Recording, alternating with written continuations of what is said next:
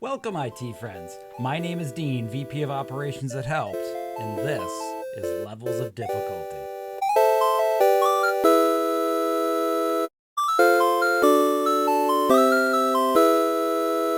Hey, IT friends. My name's Dean, VP of Operations at Helpt, and this is Levels of Difficulty, where we discuss ways to decrease the difficulty factor at your MSP. Who am I? I'm Dean, random guy. I've worked in every size MSP, super small, medium, and really big. I've always been in the operations, and that's what I'm going to try to help you with today. Welcome. Any of you ever play Dungeons & Dragons or know someone that has? I'm sorry. Please, love a Dungeons & Dragons player. They need help. Somewhere they're in a lonely basement. But seriously, Dungeons & Dragons, you have to make a lot of choices. You create a character, you pick stats for that character, and then everything you do throughout a session is based on making a choice and then rolling some dice to see how the stats and the variables around you will result in an output. And I think that makes sense to most people. It's a lot like running a business. You have to make choices. At your MSP, you have to make choices about HR, what staff you're going to offer, how you're going to present your services and price them, who you're going to hire, how you're going to train them. Even have to make choices about the color and the logo and things like that. But there's an extra factor that we don't normally talk about in these kinds of videos. Those soft factors, those levels of difficulty. In Dungeons & Dragons, when I roll those dice, I have a chance for luck or a modifier to apply. That means that despite all the choices I've made, there's a possibility I might do really better or worse than I was supposed to. Business is exactly the same. That's what I want to talk about in this series. What are those soft factors when you make those important choices that are going to skew you to have a little bit more luck on your roll? They're going to make sure that those choices work out to be the best implementation of those choices at your MSP. That's what we're going to talk about on Levels of Difficulty.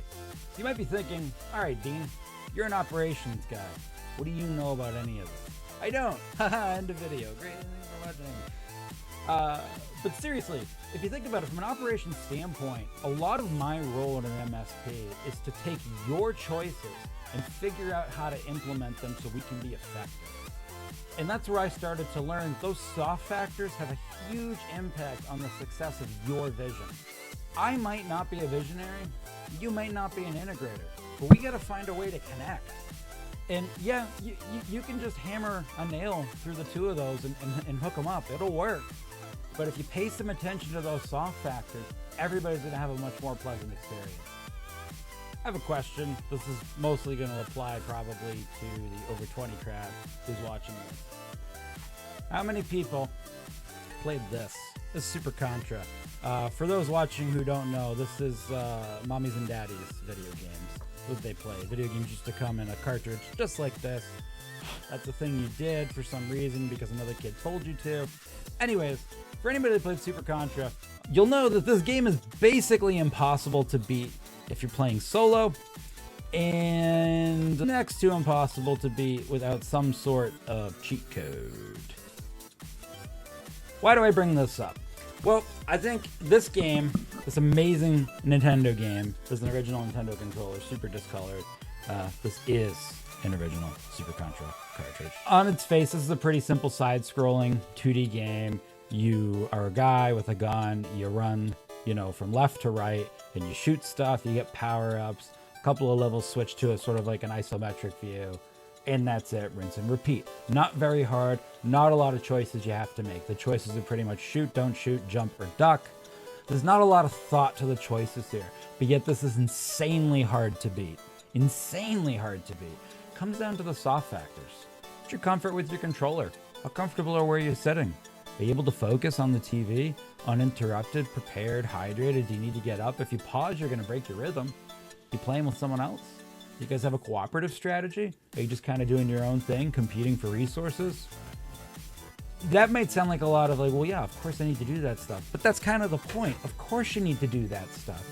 You need to pay attention to the soft factors of the decisions that you make, because that's going to decrease your level of difficulty, and it's going to make running your MSP a lot like playing Super Contra. You'll probably actually get past level 3 on your own. So I know this whole episode has been kind of a teaser of what's to come. So let's talk about what's to come for a second here.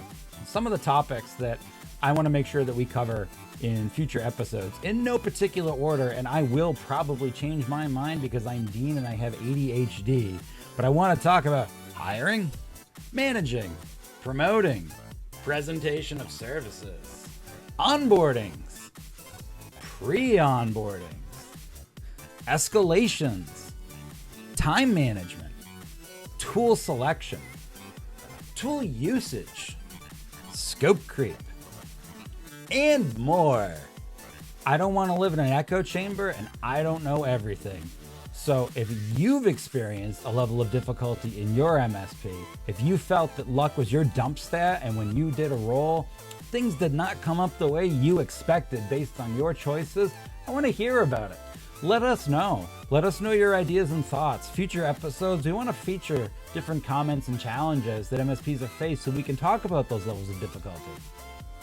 If you enjoy this kind of content, you want to see more of it, and I really think our industry needs people to see more of it, definitely like and subscribe, follow us, pick your favorite social, and check out more of our videos. More importantly though, and this is going to be my call to action, and it's something you should be doing as a level of difficulty. Don't just expect people to refer your stuff. Tell them to refer it.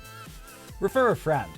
If you know somebody who's in a service management team lead or owner, manager role at a medium-sized MSP, you want to identify your ICP, medium-sized MSP that's probably somewhere between 1 million ARR and 3.5 million ARR, that like 6 to 30 employee range, these videos are probably for them. You should recommend them to those people. Thank you, everybody, for giving me a few minutes of your day to watch this. I really appreciate it. I hope that we can help everybody learn a little more and be a little bit better. I'm super excited to do more of these videos and to just have the opportunity to share what I've learned over my time in the space with the rest of you. So thank you.